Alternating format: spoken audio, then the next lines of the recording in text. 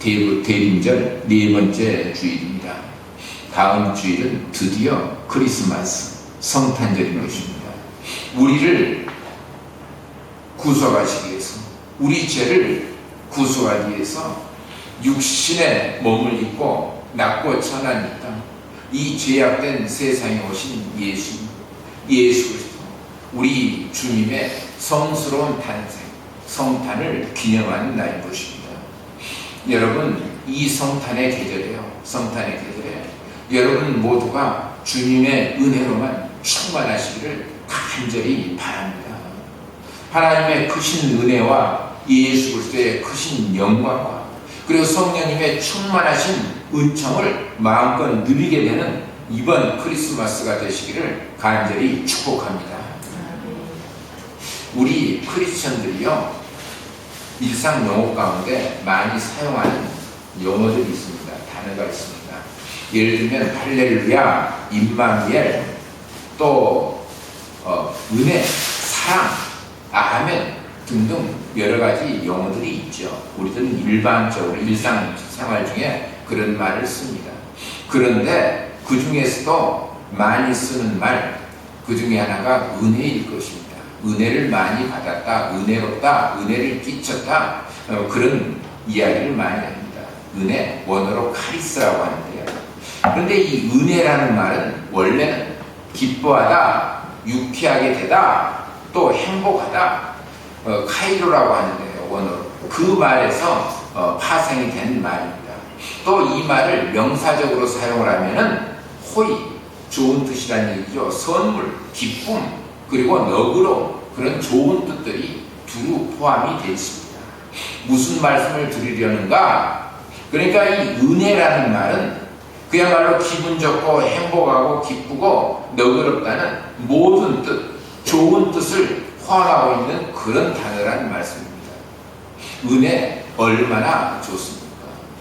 그런데 문제는요, 이 세상에서, 이 땅에서 그 무엇으로도 사람을 온전히 기분 좋게 하고 유쾌하게 하고 행복하게 하고 또 기쁘게 해줄 수가 없다는 것입니다. 그것이 문제입니다.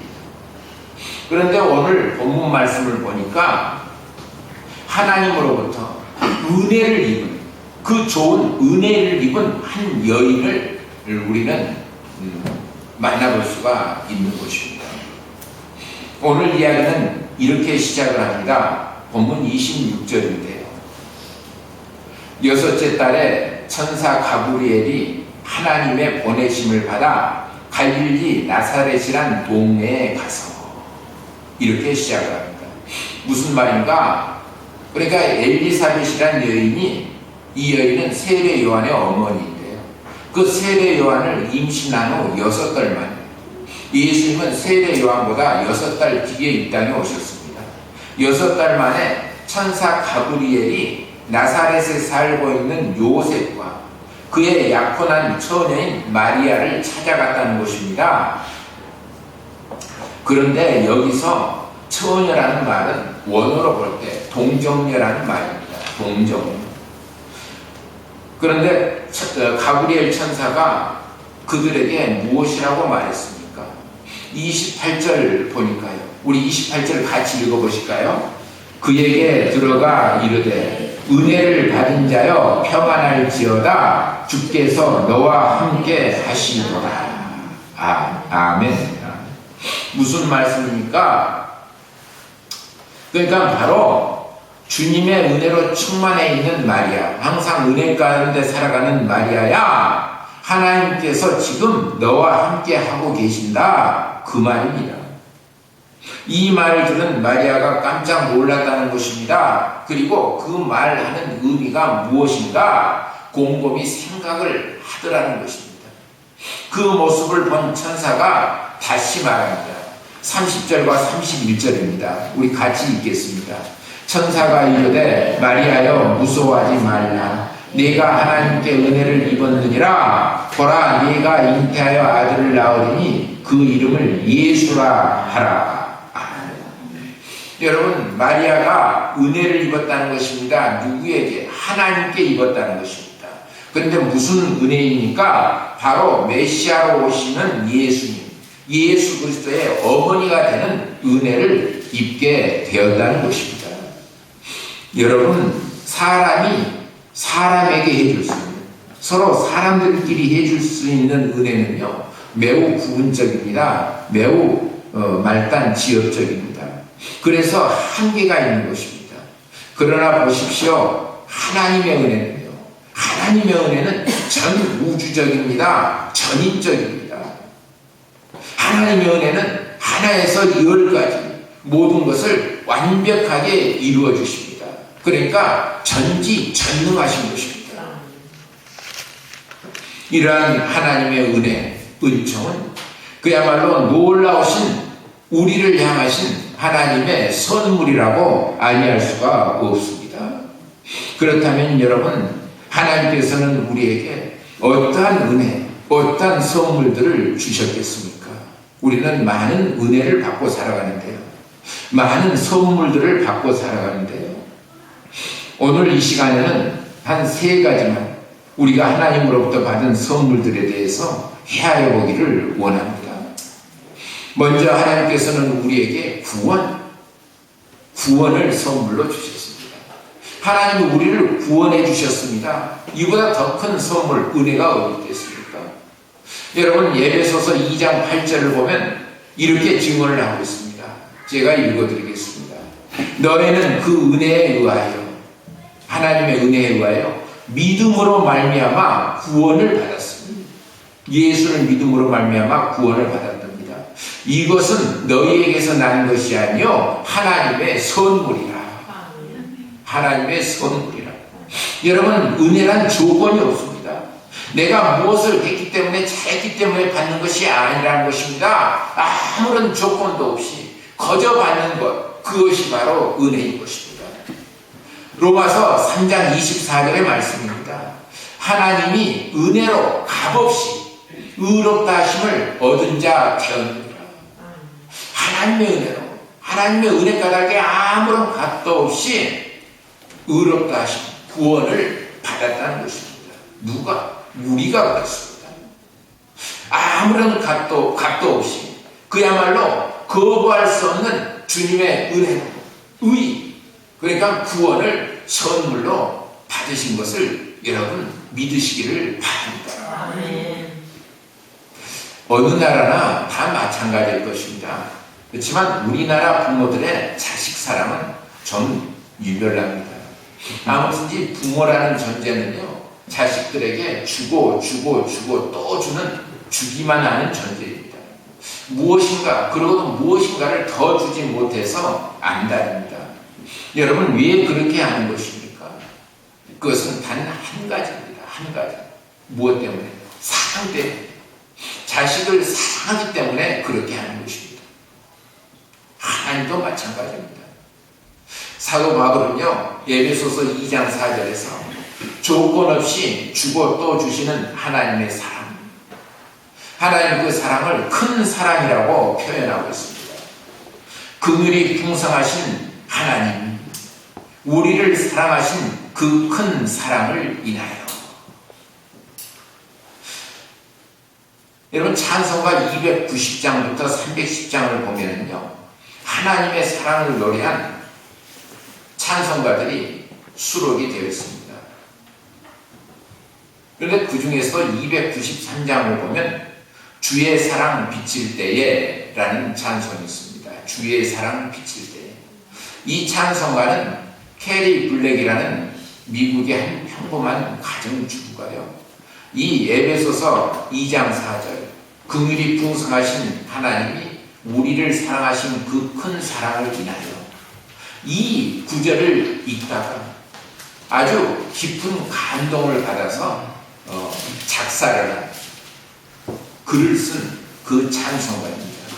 주의 사랑 비칠 때에 기쁨 원해, 근심 걱정 물러가고 기쁨 원해, 기도하게 하시며 희미한 것 물리쳐, 주의 사랑 비칠 때에 기쁨 원해. 그리고 휴렴인데요, 이 휴렴이 더욱더 감동적입니다. 그 큰 사랑 내 마음속에 충만하게 비칠 때에 찬송하는, 그 큰 사랑 내 마음속에 화평함과 기쁨 주네 그 큰 사랑. 여러분 그렇습니다. 그 큰 사랑 때문에, 주님의 그 큰 사랑 때문에 내가 은혜를 받았습니다. 구원을 얻었습니다. 그 은혜로 말미암아서 근심도 물러가고 걱정도 물러갑니다. 의심도 제약도 질병도 모두가 다 물러가게 되는 것입니다. 그리고 그래야 할 때 비로소 우리는 구원의 기쁨과 감사만이 넘쳐나게 됩니다. 여러분 그것을 확실히 믿는 여러분들 되시기를 간절히 바랍니다. 아멘. 다음으로 두 번째, 하나님께서는 우리에게 소망을 선물로 주셨습니다. 먼저 구원을 선물로 주셨고요. 두 번째로는 소망을 선물로 주셨습니다. 데살로니가 후서 2장 16절의 말씀입니다. 우리 주 예수 그리스도와 우리를 사랑하시고 영원한 위로와 좋은 소망을 은혜로 주신 하나님 아버지께서, 그러니까 여호와 하나님께서는 은혜로 그리스도 예수를 우리에게 보내주셨고요. 거기다가 소망까지 주셨다는 말씀입니다. 구원과 소망입니다. 그런데 여러분 이 소망이란 무엇입니까? 소망이란 앞으로 일어날 좋은 일들을 가리키는 것입니다. 나쁜 일 말고 좋은 일들. 이미 일어나버린 것 말고 앞으로 일어날 일. 그래서 이 소망을 꿈이라고도 합니다. 이상, 또 비전이라고도 합니다. 여러분 소망이 있는 사람과요 없는 사람은 확실히 다릅니다. 큰 차이가 납니다. 특별히 참을성, 그러니까 인내에 있어서요. 성령의 9가지 열매 중에 가운데 있는 인내, 오래 참음에 있어서 큰 차이가 납니다. 소망이 있으면요, 내가 오늘 겪는 고통, 아픔, 실패 있더라도 그것쯤은 쉽게 참아낼 수 있습니다. 왜 그렇습니까? 꿈이 있기 때문에 그렇습니다. 비전이 있기 때문에 그렇습니다. 그러나 소망이 없는 사람은 결코 견디지를 못합니다.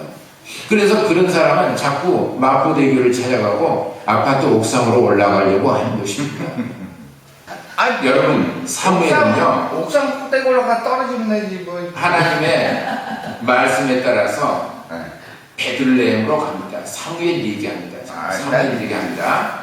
베들레헴으로 갑니다. 그리고 그곳에서 다윗의 머리에 기름을 부었습니다. 그날 이후로 다윗은 여호와의 영에 크게 감동이 됩니다. 성령으로 충만하게 되었다는 말씀입니다. 이제 다윗은 사울의 뒤를 이을 그런 왕이 된 것입니다. 그러나 보십시오. 그 후로도 이 다윗은요 10년이라는 세월을 사울왕에게 쫓겨다녀야만 했습니다. 죽을 고비도 여러 번 넘겼습니다. 광야에서, 또 굴 속에서, 산 속에서 그렇게 숨어 지내야만 했던 것입니다. 그러나 다윗은요 그럼에도 불구하고 인내할 수가 있었습니다. 왜 그렇습니까? 왜 참을 수가 있었습니까? 주신 왕, 이스라엘 왕으로서의 꿈, 소망이 있었기 때문이었던 것입니다. 그렇다면 여러분 우리는 어떻습니까? 우리에게는 어떤 소망이 있습니까? 우리도 여러분 마찬가지입니다. 바로 하나님께서 주신 영원한 소망, 그야말로 시들지 아니하는 그런 소망이 우리에게도 다 있지 않습니까? 저도 그렇고 여러분들도 있고 그런 소망 가운데 살아갑니다. 왜입니까? 왜 우리에게는 소망이 있는 것입니까? 우리는 다 예수를 믿기 때문인 것입니다. 우리는 다 주님으로부터 기름 부음을 받았습니다. 기름 부음을 받았기 때문입니다. 요즘 신문 보고 방송 보면요, 불확실한 미래의 문제로 염려를 하는 그런 보도들이 도배를 하고 있습니다. 다 그렇죠. 염려스럽죠. 국정은 불의한 사람들에 의해서 농단을 당하고 있습니다.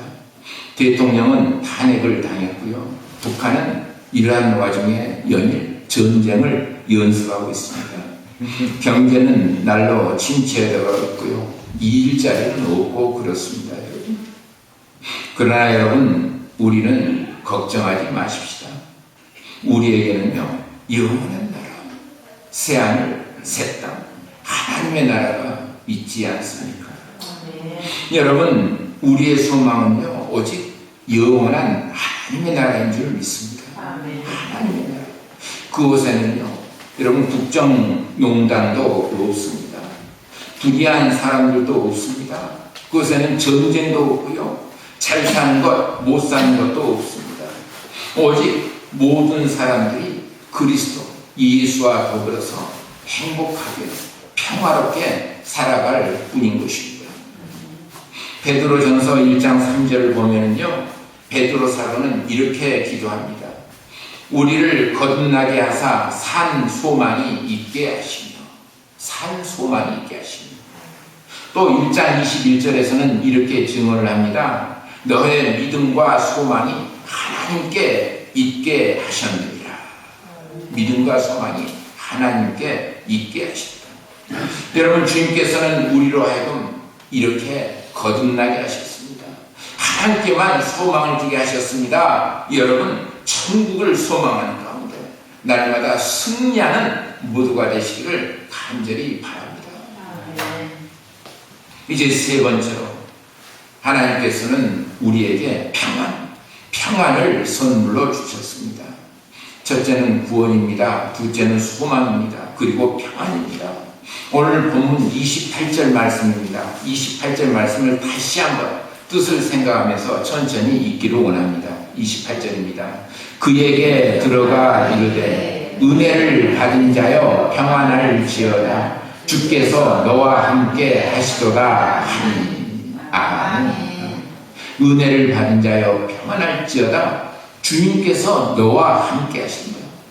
또 이어서 30절을 보면 천사 가브리엘이 마리아에게 이렇게 말합니다. 30절도 같이 읽겠습니다. 천사가 이르되 마리아여 무서워하지 말라. 네가 하나님께 은혜를 입었느니라. 아멘. 여러분, 마리아가 어찌 안 무서울 수가 있겠습니까? 잘못하면 돌에 맞아 죽을 수도 있는데. 그러나 하나님께서 위로해 주신 것입니다. 무서워하지 말라. 네가 하나님께 은혜를 입었느니라. 그리고 이 말씀은 바로 아들을 낳으려는 예언, 그리고 그러니까 수태고지의 말씀으로 이어집니다. 31절입니다. 함께 읽겠습니다. 보라, 내가 잉태하여 아들을 낳으니 그 이름을 예수라 하라. 아멘. 아멘. 여러분, 마리아는 언제나 마음이 평안한 여자였습니다. 왜입니까? 주님께서 늘 함께 하시고 언제나 은혜를 베풀어 주셨기 때문인 것입니다. 여러분, 누구나 은혜를 받으면 마음도 몸도 그리고 가정도 교회도 속해 있는 나라도 다 평안한 것입니다. 사도 바울은 늘 이렇게 성도들을 축복하고 있습니다. 바울서신을 보면 이렇게 시작하는데요. 하나님 아버지와 주 예수 그리스도로부터 은혜와 평강이 너희에게 있을지어다. 아멘. 은혜와 평강이 너희에게 있을지어다. 바울의 이 축복이 여러분 모두에게도 임하시기를 간절히 바랍니다. 아멘. 여기서 평안이나 평강 거의 같은 의미입니다. 그런데 이 평안이 어디서 온 것입니까? 또 누가 준 것입니까?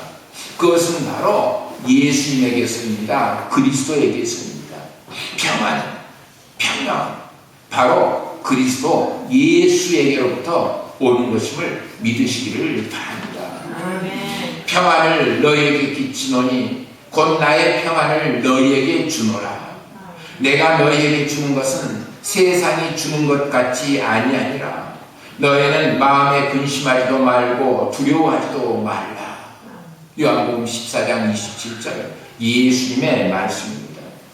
여기서 우리는 평안을 끼친다. 평안을 너희에게 끼치노니 이 말씀과 또 평안을 준다. 나의 평안을 너희에게 주노라. 이 말씀에 주목을 해야만 합니다.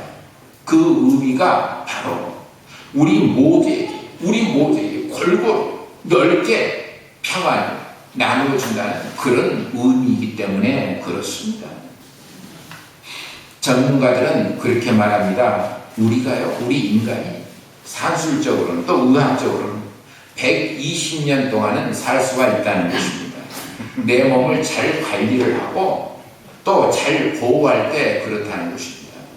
그러나 제 아무리 내가 내 몸을 애지중지하고요, 잘 먹고 보약을 먹고 또 잘 돌본다고 할지라도요, 마음의 평안이 깨지면, 마음의 평화가 깨지면 다 깨지고 마는 것입니다. 평안이 없으면 안 된다는 말씀이에요. 여러분, 평안은 누가 주십니까? 주님께서 주신 은혜의 선물인 줄을 믿으시기 바랍니다. 아멘. 그런데 그 선물을 받으려면 어떻게 해야만 하겠습니까? 언제나 주님과 함께 해야만 합니다. 주님과 친해야만 하는 것입니다. 함께하고 주님과 교제하고 하나님과 동행해야만 합니다. 마치 노아처럼, 마치 다윗처럼 하나님과 늘 교제하고 동행함으로 말미암아서 주시는 그 은혜를 받아야만 하는 것입니다. 그 은혜 가운데 살아가야만 합니다. 마리아처럼 언제나 하나님께서 주신 그 은혜에 취해서 살아가야만 하는 것입니다. 그런 여러분들 되시기를 간절히 바랍니다. 아멘. 마리아여, 무서워하지 말라. 네가 하나님께 은혜를 입었느니라. 보라, 네가 잉태하여 아들을 낳으니 그 이름을 예수라 하라. 여러분, 지금은 예수 그리스도께서 우리를 구원하시기 위해서 이 땅에 오신 성탄의 계절입니다. 그리고 이 세상을 심판하기 위해서 다시 오실 우리 주님을 기다리는 대림절의 계절이기도 합니다. 이 성탄의 계절, 대림절의 계절, 우리에게 허락하신 구원과 소망과 평안, 우리의 신명, 우리의 가정, 우리 교회에 주신 그 은혜들을 마음껏 누리게 되는, 누리면서 살아가게 되는 여러분들 다 되시기를 예수님의 이름으로 간절히 축원을 드립니다.